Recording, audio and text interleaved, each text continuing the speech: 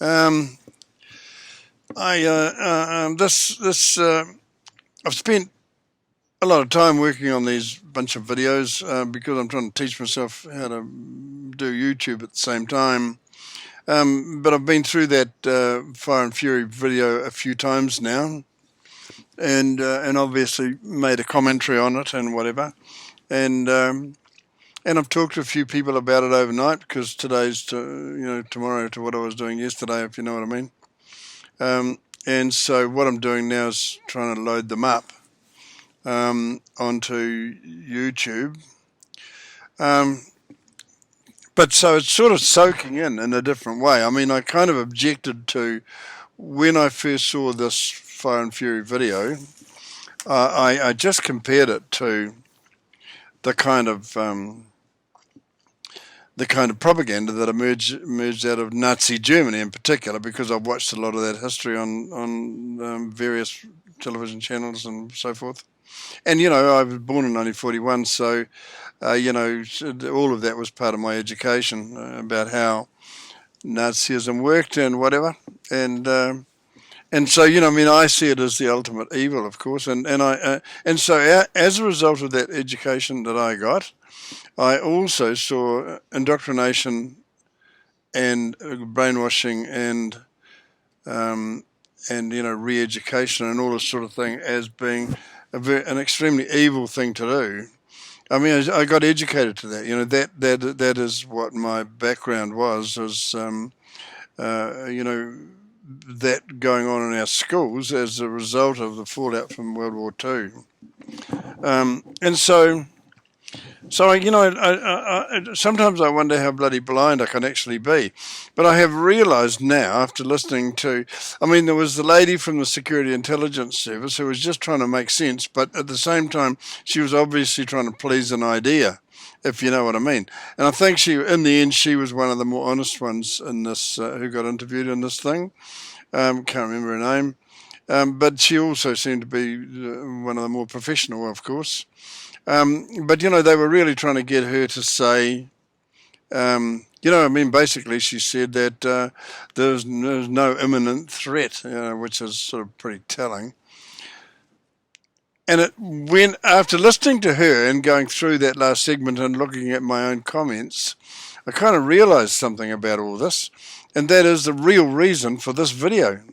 Because I couldn't make out why the government would want to make a video like this. But if you go back and have you look at the recent history of this left-wing government and the Greens and their Marxist attitude and Jacinda Ardern generally, and because Jacinda Ardern obviously feels as though that she's got the approval of the whole left-wing world, but she's only the Prime Minister of New Zealand in the end. But she stated her case. She stated her position quite clearly. First of all, she's a socialist. She said so loud and loud and loud and clear in that famous video of her when she was the president of the World Youth Socialist Convention or whatever it was called. And so then, she's made remarks about hate speech and this sort of thing from time to time, and we've always there's always been an element of hate speech in the population anyway, on a range of subjects. But the telling thing about this really was that she also talked on. At the Harvard, I didn't listen to the Harvard speech, I was just listening to excerpts of it. But basically what she was on about there was trying to convince the social media companies that they needed to do something to curb free speech or silence hate speech, And so then it comes down to what people actually regard as hate speech and so on, I suppose. But in the end, if you silence people, They'll just be saying those sort of things secretly. They'll still say them, The idea, I think it's better. Personally, think it's better that the world knows what people are actually saying, because they're actually saying it in a place where they kind of feel safe, because they do Facebook at home and not in the street, if you know what I mean. And so she wanted the social media companies to put curbs on speech, made it quite clear. Then she did the whole "we are the sole source of truth, and if you don't hear it from us, it's not true." So she's got a strong feeling um, about speech and curbing free. And I do believe, and I have believed for a while now, that we're moving towards a moment in time when Jacinda Ardern and her horrible government are going to move towards bringing in legislation to curb free speech. It's kind of obvious, I mean, it's sort of all you got to do is look at the weather around all this. I mean, I'm talking about the political weather, if you like. And she, the other thing is she's getting a bit desperate because, of course, she's on the down, we're ready to see her off. We just people just want to see this government gone. And so she's got to act now. And the one thing she wants to do, the one thing she wants to do before the next election is to make sure that she's got control of speech. And this video, I've just realised, is part of that process. What is this video is intended to, this Fire and Fury thing is intended to do, is to soften the public of New Zealand up to the idea that it's a good idea to curb free speech. And that's dangerous and very sad for New Zealand. It really is, because we are moving to, all of this stuff is classic Marxism tactics.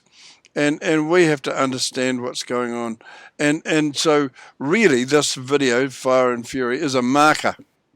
It's a marker for what's coming. And one of the people that they want to silence quite clearly in all this is Chantal Baker, because she's a very eloquent voice for not being on the left. And I wouldn't call her hard right by any means, and people might want to call me hard right. I'm not.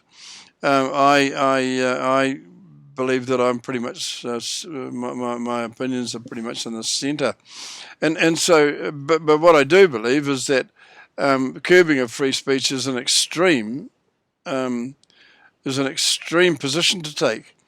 And maybe because of sort of leftism having a bit of sway around the world at the moment. I mean, these things come and go, and so what I want to say, I don't want to talk too long, is that I firmly believe now, having sort of reviewed this and thought about it some more and slept on it and blah blah blah, and that is that this video is part of a softening up process to get the general public of New Zealand to feel that it's okay to curb free speech because of the threat posed by people who exercise free speech in ways that the government disapproves with.